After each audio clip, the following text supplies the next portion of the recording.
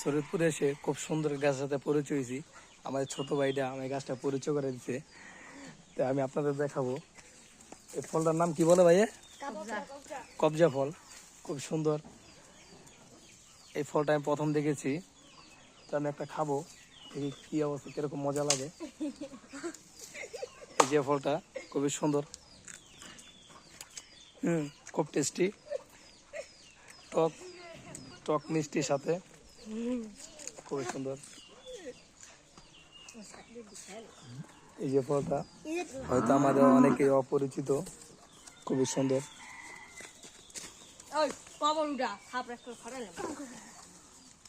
তো এই ফলটা আপনাদের কাছে কিরকম লাগছে অবশ্যই কমেন্ট বক্সে জানাবেন। আর শরীয়তপুরে আসলে অবশ্যই ফলটার সাথে পরিচয় হয়ে যাবেন, খুবই সুন্দর, এক কথা খুবই অসাধারণ।